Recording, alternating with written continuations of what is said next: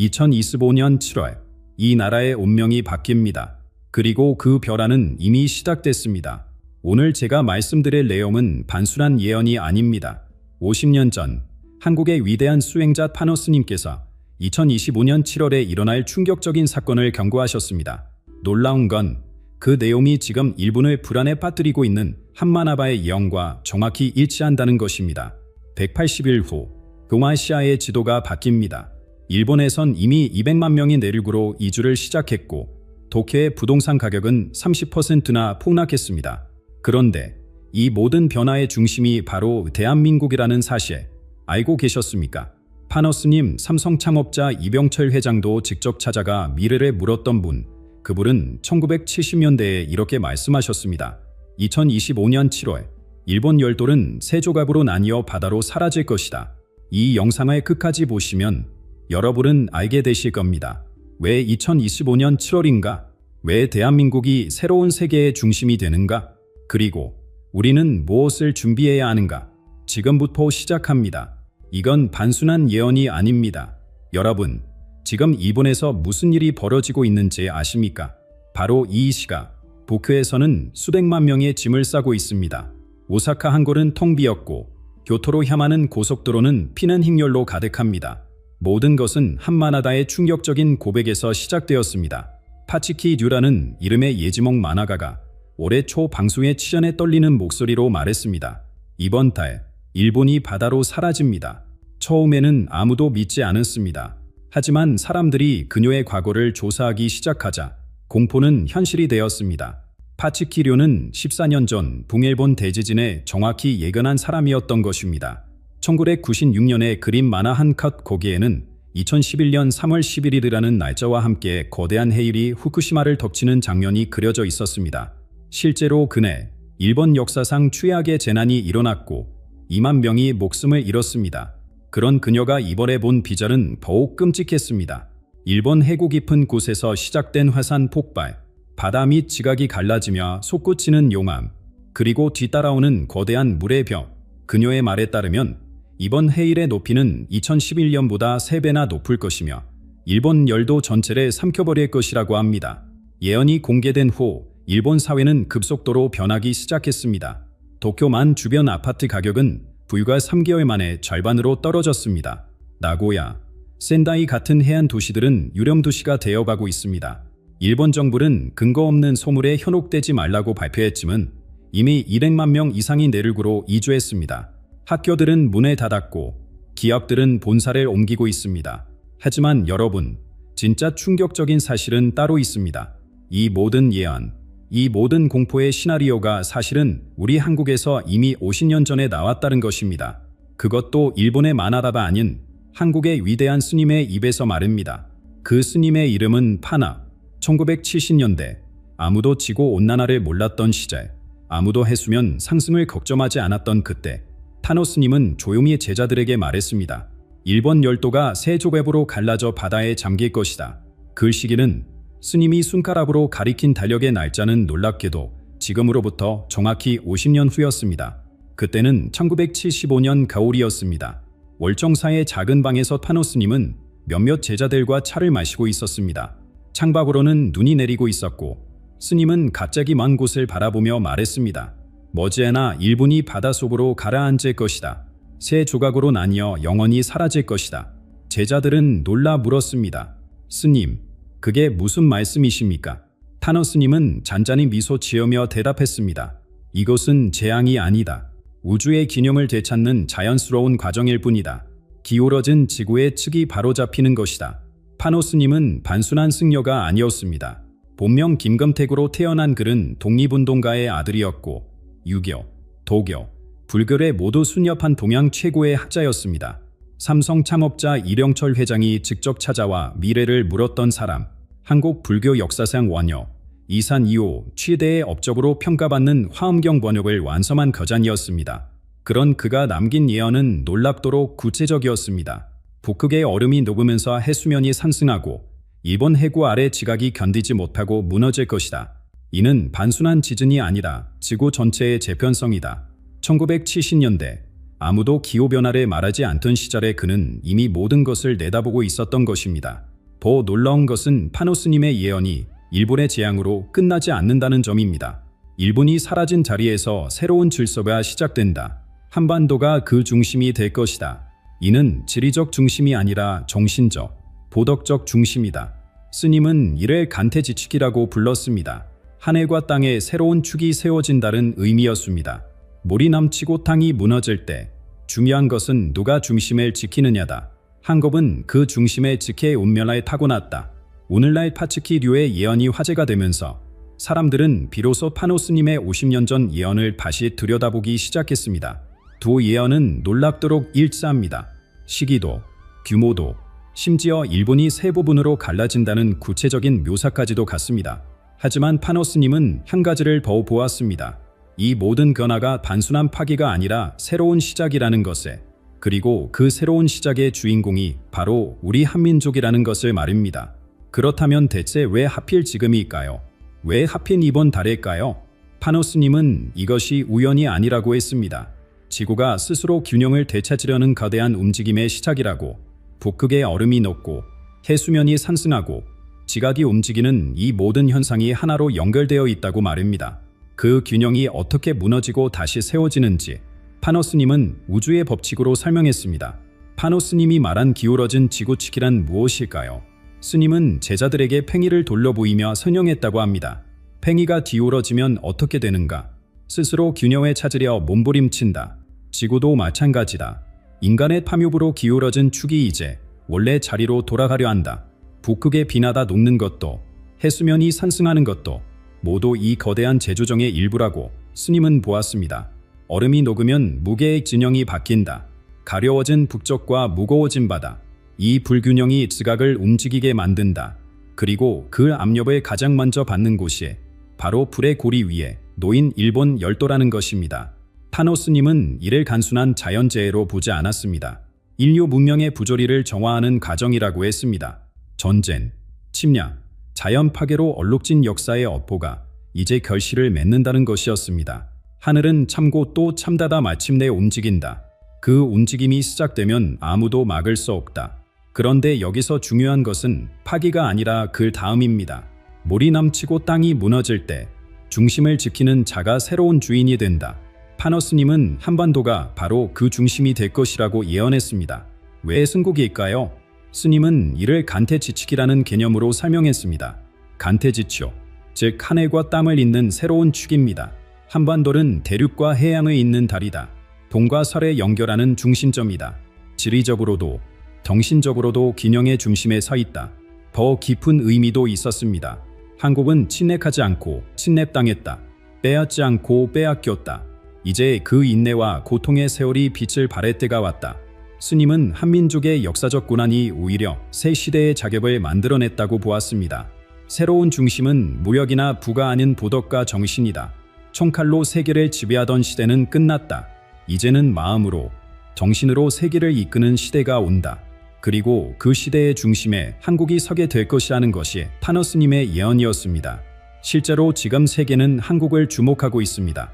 문화로, 기술로, 그리고 정신적 가치로 세계인의 마음을 사로잡고 있습니다. 이것이 우연일까요? 아니면 파노스님이 본 미래가 이미 시작된 것일까요? 그런데 놀라운 사실이 하나 더 있습니다. 파노스님만이 이런 미래를 본 것이 아니라는 점입니다. 인도에서, 유럽에서, 러시아에서 전혀 다른 문화권의 예언자들이 똑같은 시기, 똑같은 변화를 예견했다는 것입니다. 이제부터 들려드릴 이야기는 소름이 돋을 정도로 신기합니다. 서로 만난 적도, 들어본 적도 없는 세계 각국의 예언자들이 하나같이 같은 시기, 같은 변화를 가리키고 있다는 사실 말입니다. 먼저 인도의 수년 예언가 아비갸 아난드를 보겠습니다. 올해 겨우 19살인 이 젊은이는 이미 코로나 팬데믹을 정확히 예측해 세계를 놀라게 했습니다. 그런 그가 작년 말 충격적인 발언을 했습니다. 인류의 큰 전환점이 다가오고 있다. 가장 밝은 빛이 가장 작은 땅에서 비출 것이다. 그곳은 동쪽이다. 아난드는 점성술과 베다 경전을 통해 미래를 봅니다. 그가 계산한 행성의 배열은 놀랍게도 지금 이 시점을 가리키고 있었습니다. 목성과 토성이 만나고 화성이 역행할 때 동방의 작은 나라가 세계의 등불이 된다. 그가 말한 작은 나라가 어디일까요? 유럽으로 눈에 굴려보겠습니다. 헝가리의 V 페터라는 예언가가 있습니다. 그는 100년 전에 이미 놀라운 예언을 남겼습니다. 동방의 사자가 잠에서 깨어나 무너진 서양 문명을 다시 일으킬 것이다. 네 번째 깃발이 동쪽에서 나타날 때가 그때다. 사람들은 오랫동안 이 네 번째 깃발의 의미를 몰랐습니다. 하지만 최근 연구자들이 발견한 사실은 충격적입니다. V 페터가 남긴 숫자 암호를 풀어보니 그것이 가리키는 연도가 바로 지금이었던 것입니다. 러시아의 한 여성 예언가도 비슷한 것을 보았습니다. 그녀는 검은 안개가 세계를 덮은 후 진실이 드러나는 해가 온다고 했습니다. 그 시기를 묻자 그녀는 손가락 5개를 펴보였습니다. 2020년부터 5년째, 바로 올해입니다. 이대 예언의 공통점이 무엇인지 보이십니까? 모두가 동쪽을 가리킵니다. 모두가 작은 나라를 말합니다. 모두가 같은 시기를 지목합니다. 그리고 모두가 물질이 아닌 정신의 가치를 강조합니다. 파노스님이 홀로 본 것이 아니었습니다. 마치 하늘이 여러 사람의 입을 통해 같은 메시지를 전하는 것 같습니다. 준비하라. 때가 왔다. 새로운 시대의 문이 열린다. 그렇다면 이 새로운 시대는 어떤 모습일까요? 누가 이끌고 어떻게 시작될까요? 파노스님은 그것도 분명히 보았습니다. 권력자가 아닌 민중이, 무기가 아닌 마음이 새 시대를 열 것이라고 말합니다. 파노스님은 제자들에게 종종 이런 질문을 던졌다고 합니다. 누가 왕이 되려 하는가? 그는 가장 먼저 죽을 것이다. 누가 종이 되려 하는가? 그가 모두를 살릴 것이다. 제자들이 어리둥절해하자 스님은 조용히 웃으며 말했습니다. 새 시대에는 높고 낮음이 뒤바뀐다. 이것이 바로 파노스님이 본 민족의 시대였습니다. 총과 칼로 지배하던 시대, 지식과 정보를 독점하던 시대가 무너지고 가장 낮은 곳에서 진정한 힘이 솟아오른다는 것입니다. 권력은 산꼭대기의 눈처럼 녹아내릴 것이다. 하지만 골짜기의 샘물은 마르지 않고 흐를 것이다. 스님이 간주한 것은 진정성과 정의였습니다. 거짓으로 쌓은 탑은 아무리 높아도 한순간에 무너진다. 하지만 진실 위에 놓인 작은 돌 하나는 천년에 간다. 새로운 지도자는 힘으로 억누르는 사람이 아니다. 스스로를 낮춰 섬기는 사람이라는 것입니다. 남을 죽이려는 자라 먼저 죽고 남을 살리려는 자가 자신과 모두를 살린다. 이 말씀은 단순한 도덕적 교훈이 아니었습니다. 앞으로 펼쳐질 시대의 생존 법칙이었습니다. 파괴와 착취로는 더 이상 살아남을 수 없는 시대가 온다는 예언이었습니다. 타노스님은 리더의 역할을 거울에 비유했습니다. 백성은 지도자의 마음을 비추는 거울이다. 지도자가 탐욕스러우면 나라가 병든다. 지도자가 맑으면 나라가 맑아진다. 한 사람의 마음이 수천만의 운명을 좌우한다는 깊은 통찰이었습니다. 하지만 더 중요한 것은 개개인의 각성이었습니다. 한 사람의 영웅을 기다리지 말라. 1000만 개의 촛불이 동시에 켜질 때 그것이 진정한 빛이다. 스님은 집단의식의 각성, 민중 전체가 깨어나는 순간을 예견했습니다. 실제로 우리는 이미 그 변화를 목격하고 있습니다. 시민들이 스스로 일어나 불의에 맞서고 작은 개인들이 모여 거대한 변화를 만들어내고 있습니다. 소셜미디어를 통해 진실이 순식간에 퍼지고 거짓은 더 이상 숨을 곳이 없습니다. 물은 가장 낮은 곳으로 흐르지만 결국 모든 것을 적신다. 파노스님의 이 말씀처럼 힘없고 작은 사람들의 선한 마음이 모여 세상을 바꾸는 시대. 그것이 바로 지금 우리가 맞이하고 있는 새로운 시대의 모습입니다. 그런데 이 모든 변화가 왜 필요한 것일까요? 파노스님은 불교의 인과법으로 그 이유를 설명했습니다. 어느 날 한 정치인이 파노스님을 찾아와 물었습니다. 스님, 일본이 정말 바다에 잠긴다면 그것은 하늘의 벌입니까? 스님은 고개를 저으며 대답했습니다. 벌이 아니다. 스스로 뿌린 씨앗이 열매를 맺는 것일 뿐이다. 이것이 바로 불교의 업보, 인과응보의 법칙입니다. 파노스님은 일본의 침몰을 신의 심판이 아닌 자연스러운 인과의 결과로 보았습니다. 전쟁과 침략, 자연 파괴와 파멸, 이 모든 행위가 쌓이고 쌓여 이제 그 무게를 견디지 못하는 것이다. 스님은 나무를 가리키며 선영했습니다.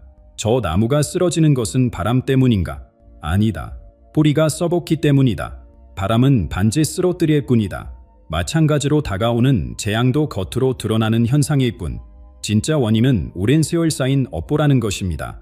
하지만 파노스님의 메시지는 절망이 아닌 희망이었습니다. 업을 만든 것이 인간이라면 업을 풀 수 있는 것도 인간이다. 이것이 바로 보살의 길이었습니다.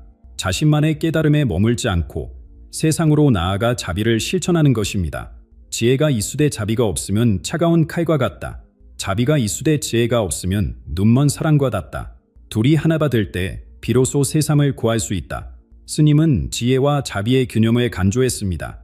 타노 스님이 예언을 남긴 것도 같은 맥락이었습니다. 두려움을 주려는 것이 아니라 준비할 시간을 주려는 자비심이었습니다. 미리 알면 피할 수 있고 피할 수 없다면 마음이라도 준비할 수 있다. 그것이 내가 이 말을 하는 이유다. 그렇다면 우리는 어떻게 준비해야 할까요? 스님의 대답은 명확했습니다. 진정한 준비는 군사력도 기술력도 아니다. 진정한 준비는 마음이다. 탐욕을 버리고 자비를 키우는가, 미움을 버리고 사람을 선택하는가, 그것이 다가올 시대를 맞이하는 유일한 방법이라고 했습니다. 큰 물이 밀려와도 맑은 마음은 더럽혀지지 않는다. 땅이 흔들려도 바른 마음은 흔들리지 않는다.